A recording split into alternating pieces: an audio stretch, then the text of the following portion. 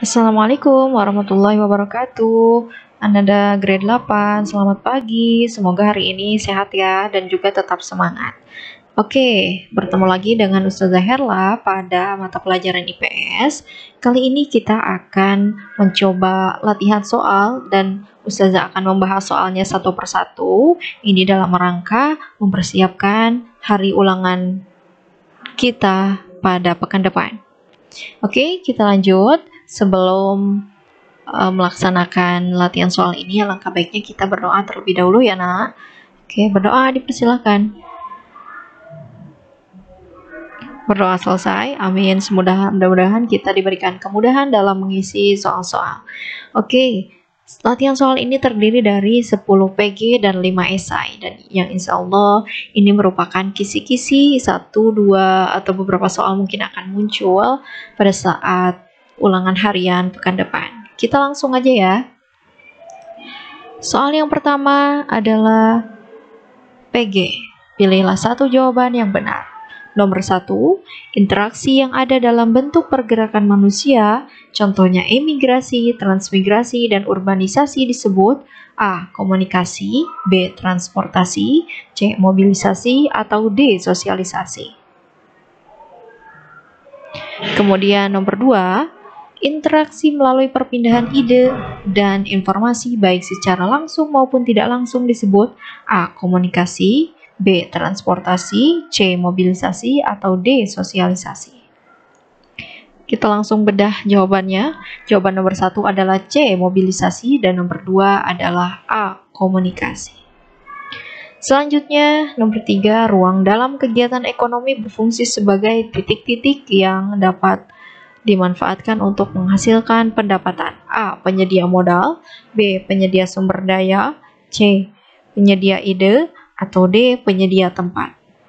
Nomor 4, kondisi saling melengkapi terjadi jika ada wilayah-wilayah yang berbeda jenis barang yang dihasilkannya. Interaksi keruangan ini disebut A. Complementarity, B. Intervening opportunity, C. Transferability, atau D. Complement transferability. Kita bedah jawabannya. Yang nomor 3 jawabannya adalah B. Penyedia sumber daya, dan nomor 4 adalah A. Complementarity. Soal nomor 5, jenis sumber daya alam yang jumlahnya terbatas pada saat ini dan memiliki nilai ekonomis yang terus meningkat adalah A. Matahari, B. Hewan ternak, C. Udara, D. Lahan. Nomor 6, para pelaku ekonomi merupakan A. Penyedia dan pengolah sumber daya alam, B. Pengolah sumber daya alam, C. Orang-orang atau lembaga pengolah sumber daya alam, atau D. Tempat orang-orang atau lembaga-lembaga yang melakukan kegiatan ekonomi. Kira-kira apa ya jawabannya? Nomor 5 jawabannya adalah D. Lahan. Dan nomor 6 adalah D juga, tempat orang-orang atau lembaga-lembaga yang melakukan kegiatan ekonomi. Kita lanjut nomor 7. 1. Rumah tangga keluarga, 2. Masyarakat, 3. Alam, 4. Perusahaan, 5. Koperasi, 6. Sekolah.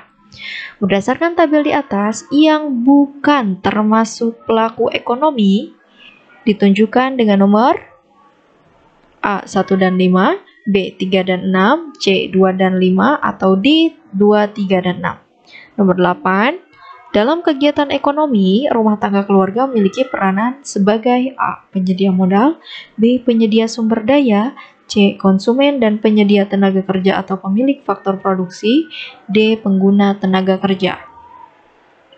Jawaban untuk nomor 7 adalah B, yaitu yang bukan termasuk pelaku ekonomi adalah alam dan sekolah.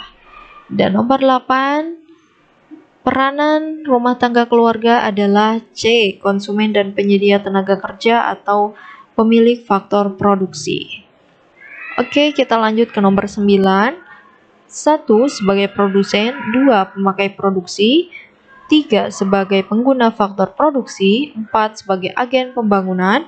Berdasarkan data tersebut, yang bukan termasuk peran utama rumah tangga produksi dalam kegiatan ekonomi ditunjukkan dengan nomor A1, B3, C2, atau D4.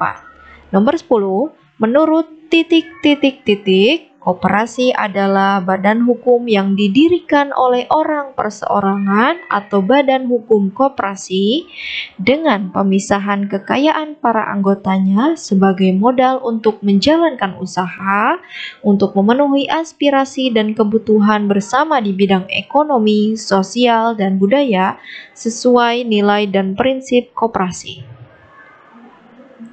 Yang nomor 9 jawabannya adalah C, yaitu nomor 2 sebagai pemakai produksi. Jadi seorang produsen tidak memakai hasil produksinya. Rumah tangga produksi bukan sebagai pemakai produksi atau bukan sebagai konsumen. Karena rumah tangga produksi fungsinya adalah sebagai produsen, sebagai pengguna faktor produksi, dan sebagai agen pembangunan. Nomor 10, menurut Undang-Undang Nomor 17 tahun 2012. Oke, jawabannya adalah B. Oke, Anandaku, inilah 10 soal pilihan ganda untuk mempersiapkan ulangan harian pekan depan. Kita lanjut ke 5 soal esai. Soal yang pertama adalah sebutkan para pelaku dalam kegiatan ekonomi. Nomor 2, jelaskan peran rumah tangga keluarga dalam kegiatan ekonomi. Nomor 3, jelaskan tentang peran rumah tangga produksi dalam kegiatan ekonomi. Dan 4, apa saja faktor yang dapat mempengaruhi terjadinya kegiatan perdagangan antar daerah, antar pulau, dan antar negara. Dan kelima, jelaskan tentang peran pemerintah dalam kegiatan ekonomi. Wah, ini gampang-gampang sekali ya soalnya. Oke, semuanya kira-kira ada yang sudah bisa menjawab dari soal-soal ini. Kita langsung ya.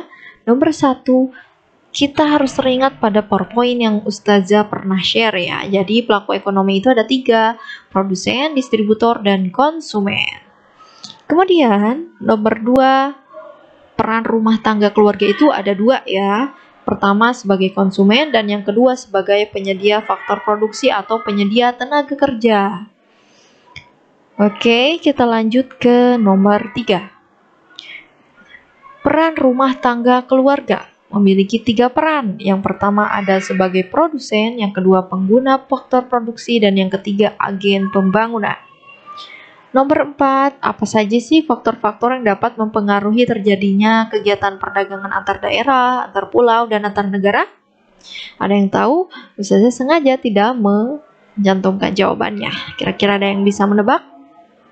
Ya, yang pertama kalau ada yang menjawab perbedaan sumber daya alam. Oke, itulah faktor yang mempengaruhinya. Dan yang kedua, perbedaan iklim dan letak geografis ya. Itulah faktor-faktor, 2 faktor dari beberapa faktor yang ada. Cukup 2, kalian sudah mendapatkan poin-poin yang besar. Oke, pertanyaan terakhir adalah mengenai rumah tangga. Ini mengenai peran pemerintah ya. Mengenai peran pemerintah. Ini peran rumah tangga keluarga salah ketik ya, namun 3 peran ini betul. Yang pertama, pemerintah berperan sebagai pengatur ekonomi, yang kedua sebagai konsumen, dan yang ketiga adalah sebagai produsen. Oke, Anandaku, sekian penjelasan singkat yang sangat singkat, namun insya Allah ini penting ya bagi pedoman kalian untuk melakukan ulangan harian pada pekan depan. Silahkan dipersiapkan dengan sebaik-baiknya, dengan sejujur-jujurnya, dan semaksimal mungkin. Oke, silahkan tantang diri kalian sampai akhir. Sekian dari Ustazah, selamat berjumpa kembali. Terima kasih. Assalamualaikum warahmatullahi wabarakatuh.